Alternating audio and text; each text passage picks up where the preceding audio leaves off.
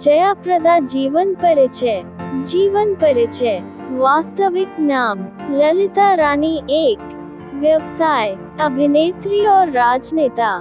राजनीति career party दल Telugu Desam party 1994-2004, Samajwadi party 2004-2010, राष्ट्रीय लोकमंच 2011-2014, राष्ट्रीय लोकदल 2014-2019, भारतीय जनता पार्टी भाजपा 2019। वर्तमान में राजनीतिक यात्रा वर्ष 1994 में तेलुगु देशम पार्टी टीडीपी में शामिल हुई।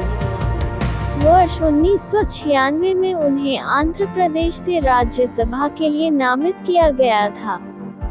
वर्ष 2004 में जया प्रदा ने तेलुगु देशम पार्टी तेदेपा से इस्तीफा दे दिया और समाजवादी पार्टी को ज्वाइन किया। साथ ही उत्तर प्रदेश के रामपुर संसदीय क्षेत्र से 85,000 से अधिक मतों के अंतर से लोकसभा के लिए चुनी गई।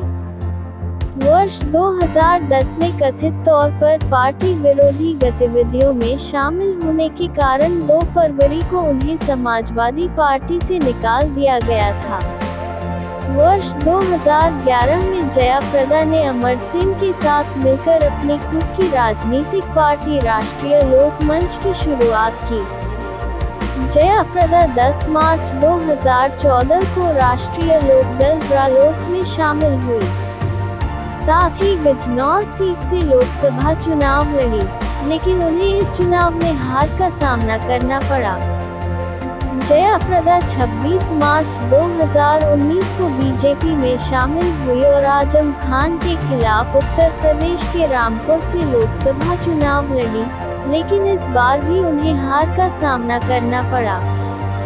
शारीरिक संरचना लंबाई लगभग से 0 मीटर 155 मी 1.55 फीट इंच 5.1। वजन भार लगभग 65 की 0 ग्रा 0। आँखों का रंग भूरा, बालों का रंग काला। Film career debut Telugu film Bhoomi Kosam 1974, Kannada film Sandeepana 1977, Hindi film Sargam 1979, Tamil film Ninaithale Inikkum 1979, Malayalam film Iniyum Kathathudarum 1985, Bengali film Ami Se मेये 1998, Marathi film आधार 2000, बहुभाषी फिल्म हिंदी, अंग्रेजी, चीनी the desire 2010। TV Jaya Prada Telugu talk show. पुरस्कार उपलब्धियां वर्ष 2018 में उन्हें कलाकारात पुरस्कार से सम्मानित किया गया। वर्ष 2019 में उन्हें राजस्थान अंतर्राष्ट्रीय फिल्म महोत्सव के दौरान सिनेमा में योगदान के लिए सम्मानित किया गया। व्यक्तिगत जीवन जन्म तिथि 3 अप्रैल 1962 मंगलवार। आयु 2021 के अनुसार 59 वर्ष। जन्म स्थान राजमंड्री आंध्र प्रदेश भारत। राशि मेष एरीज। राष्ट्रीयता भारतीय। गृहनगर राजमंड्री आंध्र प्रदेश भारत। स्कूल विद्यालय उन्होंने अपनी शुरुआती पढ़ाई तेलुगु मिडिल स्कूल राजमंड्री आंध्र प्रदेश से की। शैक्षिक योग्यता कॉमर्स में स्नातक 2। धर्म हिंदू 3। पता हाउस नंबर 46 से हुई के सेंट मेरी स्कूल के पास रामपुर, तहसील सदर, जिला रामपुर, यूपी 4। शौक अभिरुचि नृत्य करना और संगीत सुनना। विवाद वर्ष 1986 में जया ने फिल्म निर्माता श्रीकांत नाहटा से शादी की, जो पहले से ही शादीशुदा थे और उनके 3 बच्चे थे, जिसके चलते वह विवादों में घिर गई। वर्ष 2009 में उन्हें रामपुर के स्वर इलाके की महिलाओं को बिंदी बांटने पर चुनाव आयोग ने नोटिस जारी किया था। 11 मई 2009 को उन्होंने आरोप लगाया कि समाजवादी पार्टी के नेता आजम खान उनकी आपत्तिजनक तस्वीर के वितरण में शामिल थे। 6 प्रेम संबंध एवं अन्य जानकारियाँ। वैवाहिक स्थिति, विवाहित, विवाह तिथि 22 जून 1986 रविवार। बॉयफ्रेंड श्रीकांत नाहटा, फिल्म निर्माता। परिवार, पति श्रीकांत नाहटा, फिल्म निर्माता। बच्चे सिद्धू, सौतेला पुत्र, उनके 2 और सौतेले बच्चे हैं। माता पिता, पिता कृष्णा राव, तेलुगु फिल्म फाइनेंसर। माता नीलावेनी, गृहिणी। भाई राजू बाबू, पसंदीदा चीजें, भोजन, पुलिहोरा। अभिनेता अमिताभ बच्चन और Shahrukh Khan. Film Bollywood 3 idiots 2009। Hollywood pulp fiction 1994। गायक लता मंगेशकर और किशोर कुमार। टीवी शो कौन बनेगा करोड़पति। American west world. रंग सुनहरा। धन संपत्ति संबंधित विवरण। कार संग्रह Mercedes Benz DL 3 CY 3355। Ford icon TN 090990। जायलो Mahindra DL 12 CA 144।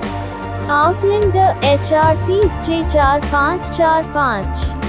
Ford Endeavour TN 094455। आभूषण रु 56 लाख।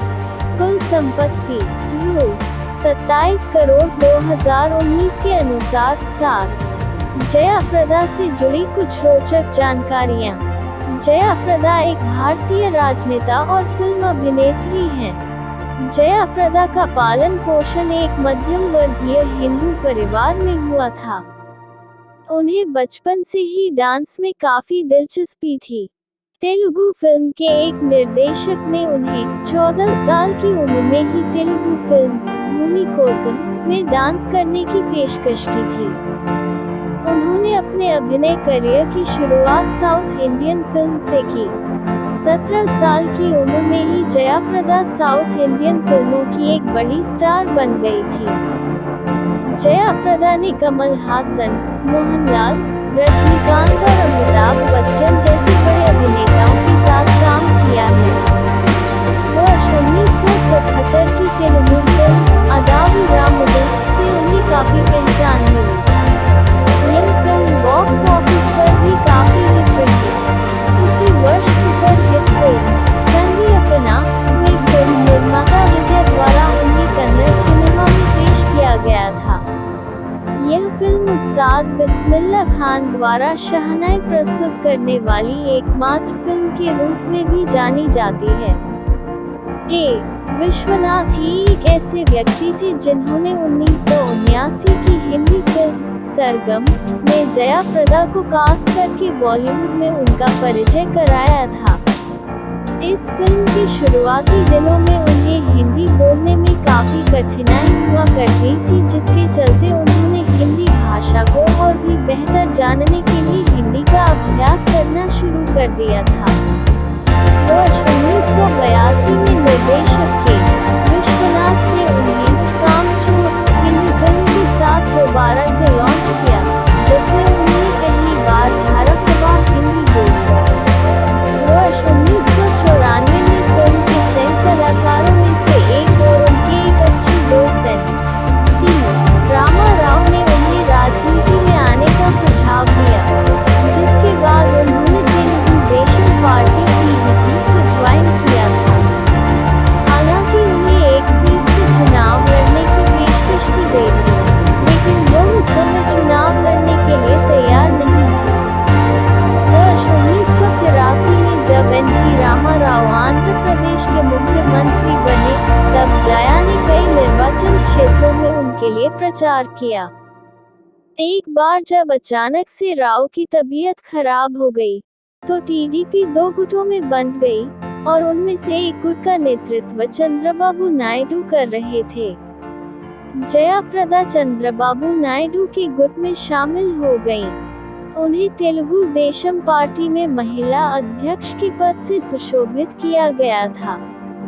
कुछ समय तक चंद्रबाबू नायडू के गुटों के साथ काम करने के बाद उन्होंने टीडीपी पार्टी से इस्तीफा दे दिया और समाजवादी पार्टी के सुप्रीमो मुलायम सिंह यादव की उपस्थिति में पार्टी को ज्वाइन किया।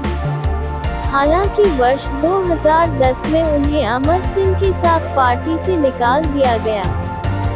वर्ष 2011 में समाजवादी पार्टी से इस्तीफा देने के बाद जया प्रदा ने अमर सिंह के साथ अपनी पार्टी राष्ट्रीय लोकमंच का गठन किया और 2012 में उत्तर प्रदेश विधानसभा चुनावों में 403 विधानसभा सीटों में से 360 सीटों पर उनकी पार्टी के सदस्य चुनाव लड़े, लेकिन एक भी सीट जीत नहीं पाए। वर्ष 2014 में उन्होंने राष्ट्रीय लोकदल पार्टी को ज्वाइन किया। जया प्रदा और श्रीदेवी एक समय में एक दूसरे की कट्टर प्रतिद्वंदी हुआ करती थी। जया प्रदा चेन्नई में अपने नाम से एक थिएटर ग्रुप चलाती हैं। प्रसिद्ध भारतीय फिल्म निर्माता सत्यजीत रे जया प्रदा को दुनिया की सबसे सुंदर महिलाओं में से एक मानते थे। तेलुगु फिल्म के एक निर्देशक ने उन्हें 14 साल की उम्र में ही तेलुगु फिल्म भूमि कोसम में डांस करने की पेशकश की थी। उन्होंने अपने अभिनय करियर की शुरुआत साउथ इंडियन फिल्म से की। 17 साल की उम्र में ही जया प्रदा साउथ इंडियन फिल्मों की एक बड़ी स्टार बन गई थी। जया प्रदा ने कमल हासन, मोहनलाल, रजनीकांत और अमिताभ बच्चन जैसे बड़े अभिनेताओं के साथ काम किया है। वर्ष 1977 की तेलुगु फिल्म अदावी रामुडू से उन्हें काफी पहचान मिली। यह फिल्म बॉक्स ऑफिस पर भी काफी हिट रही। उसी वर्ष सुपर हिट फिल्म संधि अपना में फिल्म निर्माता विजय द्वारा उन्हें कन्नड़ सिनेमा में पेश किया गया था। यह फिल्म उस्ताद बिस्मिल्लाह खान द्वारा शहनाई प्रस्तुत करने वाली एकमात्र फिल्म के रूप में भी जानी जाती है। के विश्वनाथ ही एक ऐसे व्यक्ति थे जिन्होंने 1979 की हिंदी फिल्म सरगम में जया प्रदा को कास्ट करके बॉलीवुड में उनका परिचय कराया था। इस फिल्म के शुरुआती दिनों में उन्हें हिंदी बोलने में काफी कठिनाई हुआ करती थी, जिसके चलते उन्होंने हिंदी भाषा को और भी बेहतर जानने के लिए हिंदी का अभ्यास करना शुरू कर दिया था।